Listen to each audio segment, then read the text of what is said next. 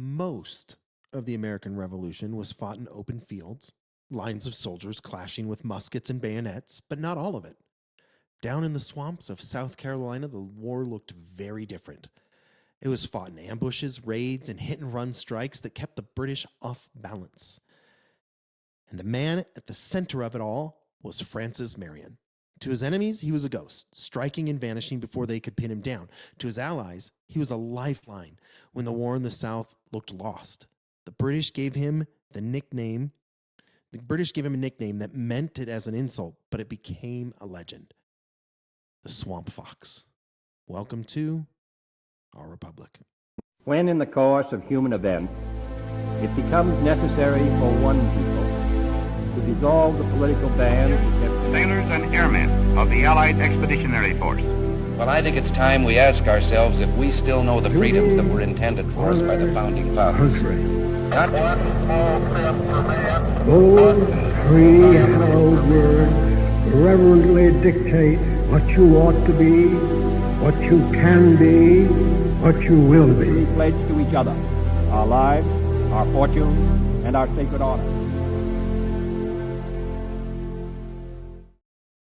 Francis Marion was born in 1732 in South Carolina to French Huguenot settlers. He was small, quiet, and sickly as a child, but he grew into a determined young man.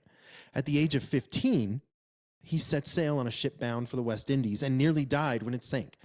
Marion swam to shore with a handful of survivors, an early glimpse of the resilience that would define his life. He later took up farming, but the war kept finding him. First in the French and Indian War, where he fought against the Cherokee, and then again when the Revolution came. By 1780, the Revolution in the South was in dire straits. Charleston had fallen, the British occupied much of the Carolinas, and the Patriot morale was collapsing. And that's when Marion began his campaign. With a small band of irregular fighters, often no more than a few dozen men, he struck British supply lines, ambushed detachments, and then disappeared into the swamps. His men moved fast, traveled light, and struck where the British least expected it. The British commander, Bannister Tarleton, later chasing Marion through the swamps for miles without catching him, finally gave up and declared the devil himself could not catch this damned old fox. And the nickname stuck, the Swamp Fox. Marion's good Lord, I said it again. Marion's genius wasn't in winning battles. It was making sure the British felt very unsafe. His raids tied down enemy forces, disrupted their supply chains, and gave Patriot militias breathing room. One of his most famous bases was Snow Island, a swampy stronghold where his men could melt into the wilderness and vanish. The British tried more than once to flush him out and failed every time. And from there, Marion launched quick strikes that cut supply lines and terrified the redcoats who thought they had secured countryside. And in January of 1781, Marion led a daring raid on Georgetown, a key British outpost in South Carolina coast. His men slipped in at night, freed prisoners, spiked cannons, and vanished into the swamps before the garrison even knew what hit them. It wasn't a major battle, but it was classic Marion, quick, precise, and humiliating to the enemy. Oh, I love humiliating the British. And more than strategy, he gave hope. At a time when the revolution seemed lost in the South, Marion proved that resistance wasn't finished. His men were farmers, freedmen, and frontiersmen who refused to quit. And under his leadership, they kept the revolution alive in Carolina until reinforcements arrived.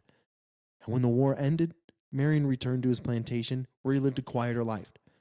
He served in the South Carolina Senate, supported reconciliation with former loyalists, and then died in 1795 at the age of 63. And though he lived modestly after the war, his reputation had already taken root. To Americans, he was the daring guerrilla who made swamps into battlefields. To the British, he was the enemy who refused to be caught. Now, Francis Marion's legend only grew with time. Stories of his raids became folklore, celebrated in books and ballads.